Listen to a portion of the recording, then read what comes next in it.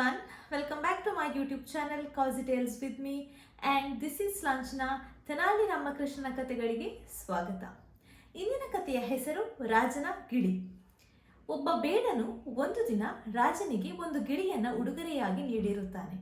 ಹಾಗಾಗಿ ಆ ಗಿಳಿಯನ್ನ ತುಂಬಾನೇ ಆ ರಾಜನು ಇಷ್ಟಪಟ್ಟಿರ್ತಾನೆ. ಹಾಗೆ ತನ್ನ ರಾಣಿಗೆ ಕೂಡ ಹೇಳಿರ್ತಾನೆ, ಈ ಗಿಳಿಯನ್ನ ನೀನು ಚೆನ್ನಾಗಿ ನೋಡ್ಕೋಬೇಕು ಅಂತ. ಹಾಗೆ ರಾಣಿಯು ಅದನ್ನು ಪಂಜರದಲ್ಲಿಟ್ಟುಕೊಂಡು ಚೆನ್ನಾಗಿ ನೋಡ್ಕೊಂಡಿರ್ತಾಳೆ. ಅದಕ್ಕೆ ಬೇಕಾಗಿರುವಂತಹ ಕಾಳಿರ್ಬೋದು, ಊಟ ತಿಂಡಿ ಇರಬಹುದು, ಹಾಲು ಎಲ್ಲವನ್ನ ಅದಕ್ಕೆ ನೀಡ್ತಾಳೆ. ಹಾಗೆ ಗಿಳಿಗೆ ಕೂಡ ಇನ್ನು ಕೆಲವು ಮಾತುಗಳನ್ನು ಕೂಡ ಕಳಿಸಿಕೊಡ್ತಾಳೆ. ಅದರ ಜೊತೆಗೆ ಗಿಳಿಗೆ ಮಂತ್ರ ಉಚ್ಚಾರಣೆಯನ್ನ ಕೂಡ ಹೇಳ್ಕೊಡ್ತಾಳೆ. ಗಿಳಿಯು ರಾಣಿ ಏನು ಹೇಳ್ಕೊಟ್ಟಿರ್ತಾಳೆ ಅದನ್ನೇ ಮಾಡ್ತಾ ಇರತ್ತೆ. ಹೀಗೆ ಇರಬೇಕಾದ್ರೆ ಒಂದು ದಿನ ತೆನಾಲಿ ರಾಮಕೃಷ್ಣರು ರಾಜನ ಆಸ್ಥಾನಕ್ಕೆ ಬಂದಾಗ ಮಹಾರಾಣಿಯು ತನ್ನಲ್ಲಿರುವಂಥ ಗಿಳಿಯ ಬಗ್ಗೆ ಹೆಮ್ಮೆಯಿಂದ ಹೇಳ್ಕೊತಾಳೆ.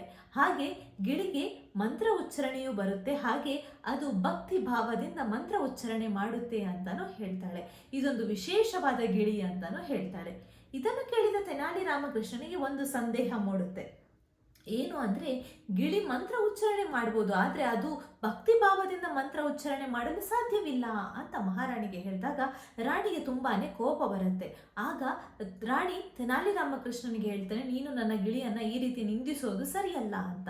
ಆಗ ತೆನಾಲಿ ರಾಮಕೃಷ್ಣ ಹೇಳ್ತಾನೆ, ನಾನು ಇದನ್ನು ನಿಮಗೆ ಪ್ರೂವ್ ಮಾಡಿ ತೋರಿಸ್ತೀನಿ ಅಂತ ಹೇಳಿ ಒಂದು ಬೆಕ್ಕನ್ನ ತೆಗೆದುಕೊಂಡು ಬರ್ತಾನೆ. ಬೆಕ್ಕನ್ನ ತೆಗೆದುಕೊಂಡು ಬಂದು ಗಿಳಿಯ ಹತ್ರ ಹೋಗ್ತಾನೆ. ಆಗ ಆ ಗಿಳಿ ಆ ಬೆಕ್ಕನ್ನ ನೋಡಿ ತುಂಬಾನೇ ಭಯಗೊಂಡು ಜೋರಾಗಿ ಕಿರ್ಚತೊಡಗುತ್ತೆ.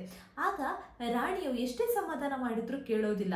ಅದೇ ರೀತಿ ಮಂತ್ರ ಉಚ್ಚಾರವನ್ನ ಮಾಡು ಅಂತ ಹೇಳಿದ್ರು ಕೂಡ ಆ ಗಿಳಿ ಕೇಳೋದೇ ಇಲ್ಲ. ಹಾಗಾಗಿ ರಾಣಿಗೆ ಗೊತ್ತಾಗತ್ತೆ, ಈ ಗಿಳಿಗೆ ಪಂಜರದೊಳಗೆ ತುಂಬಾನೇ ಕಷ್ಟ ಆಗ್ತಾ ಇದೆ, ಹಾಗೆ ಇದರಲ್ಲಿ ಯಾವುದೇ ರೀತಿಯಾದಂಥ ಭಕ್ತಿ ಭಾವ ಇಲ್ಲ, ಇದಕ್ಕೆ ತನ್ನಲ್ಲಿ ಏನು ಹೇಳ್ಕೊಟ್ಟಿದೆ ಅದನ್ನ ಇದು ಮಾಡ್ತಾ ಇದೆ ಅಂತ ಹೇಳಿ ಆ ರಾಣಿ ಏನ್ ಮಾಡ್ತಾಳೆ ಅಂದ್ರೆ ಪಂಜರದಿಂದ ಆ ಗಿಳಿಯನ್ನ ಬಂಧಮುಕ್ತಗೊಳಿಸ್ತಾಳೆ.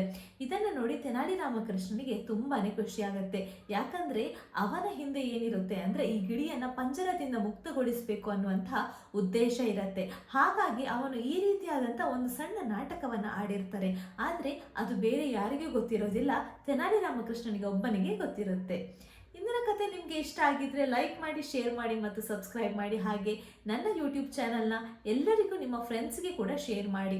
ಹಾಗೆ ಮುಂದಿನ ಸಂಚಿಕೆಯಲ್ಲಿ ಇನ್ನೊಂದು ಕಥೆಯೊಂದಿಗೆ ನಾನು ನಿಮ್ಮ ಜೊತೆ ಬರ್ತೀನಿ. ಅಲ್ಲಿ ತನಕ ನೋಡ್ತಾ ಇರಿ Kaji tales with me and this is Lanchana signing off. Thank you.